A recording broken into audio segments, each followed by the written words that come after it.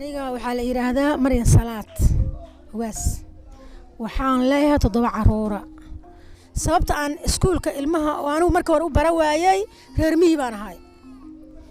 haddana waxa aan fahmay waxbarashadu inay khibrad iga maqan aniga ay ahayd oo ilmahaygu ay wixii bartaan oo ku nastay ilmahayga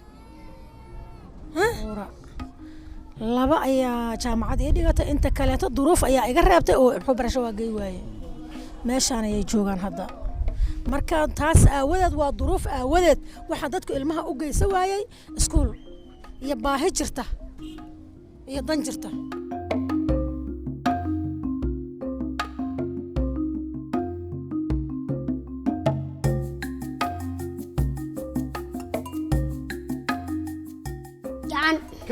فرعيد waxaa la yiraahdaa Maxamed Yare 9 sano ayaa jira kaaraan ayaa ka soo qaxay iskool hadda ay ugu horeyso dacan kana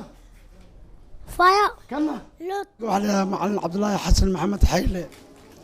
waxaan dhigaa maadada sayniska xisaabta iyo Soomaaliga dhibaatooyinka aan tirsanayno waxa kamid ah kuraas la'aan waa qodobka koobaad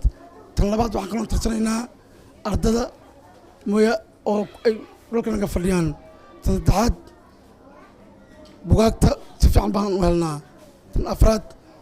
مشارات كوانويرين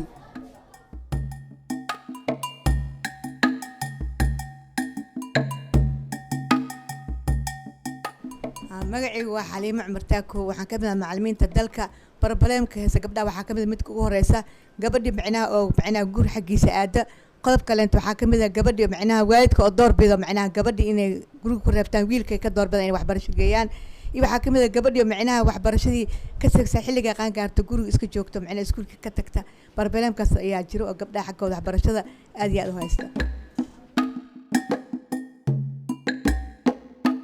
فارس magacaygu waa Faduun Axmed Faarax waxaan ka shaqeeyaa dugsiga Geeraliska Hablaha ee ku yaala gobolka Awdal gaar ahaan degmada Boorama waxa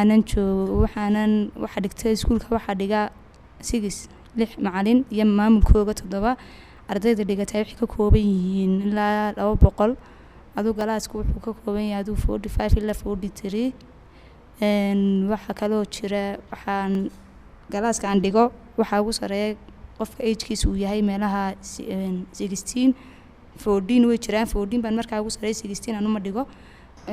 marka hore horta hadaan ka hadlo syllabuska ardayda loo dhigo Feras 6 yearska ugu horeeyay waxaan u dhigi jirnay syllabuskii Soomaaliya isagoo aad u adkaa oo aad u kakanayo complicate u ahaa iyadoo ay saataan ardaydu waan ku wadaynayno wax kale oo de uga fududaa ma jirin laakiin sanadkan imika u dambeeyay last yearkan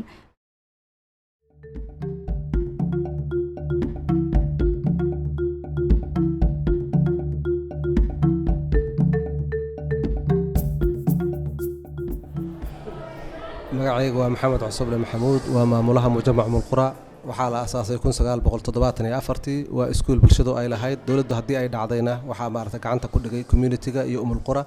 waxaa dib loo aasaasay sanadkii 1993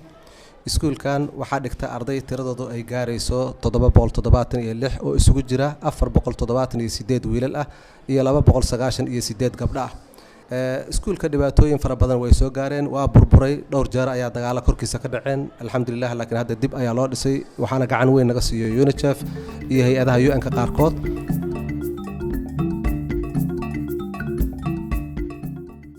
mushkiladaha dhinaca oo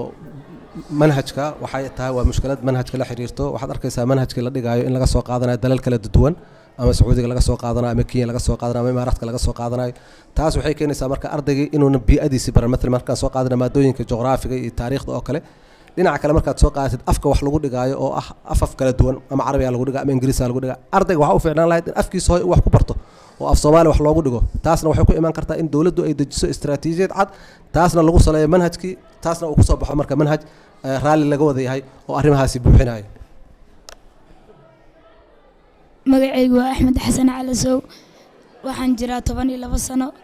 iskuulkaygu waa mujamac mulqura waxa ay dhashtay 5 wiil iyo 7 gabdhood iskuulkana waxa ku dhiganaa aniga iyo gabar kale dhalatay waxaana sababtay lacagta la bixinayo ma hayo aabahay lacag badan ma hayo iskuulka ciriiri ayuu nagu yahay waxa afar ayaa u fadhinaa iskuulkana dayactir ayuu u baahan yahay roobka wuu soo deynayaa buugaag lacagta anaka ayaa ku gadano buugaagta anaka gadano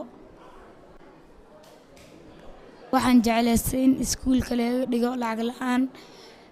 waxaana doonayaa mustaqbalka inaan noqdo macalin magacayga waxaa la yidhaha maxamed cabdulqaadir nuur waxaana agaasimaha guud ee agaasinka waxbarashada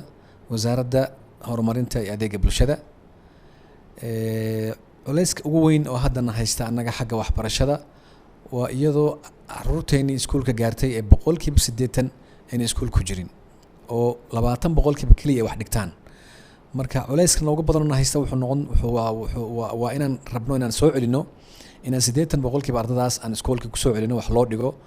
that's why marka aan u qaadanay qodobka ah arrinta la yiraahdo iskuulka hala aado oo 1 milyan oo caruur ah iskuul hala geeyo sanadaha soo socda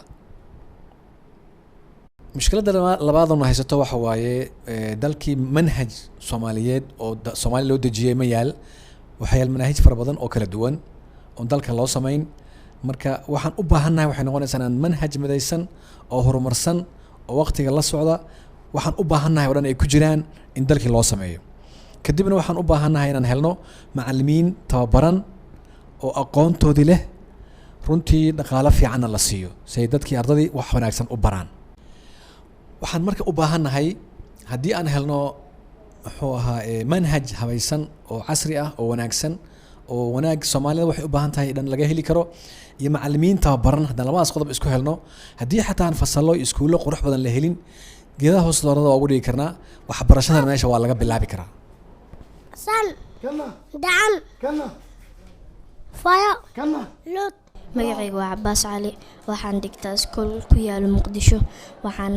jeclahay inaan noqdo future-ka pilot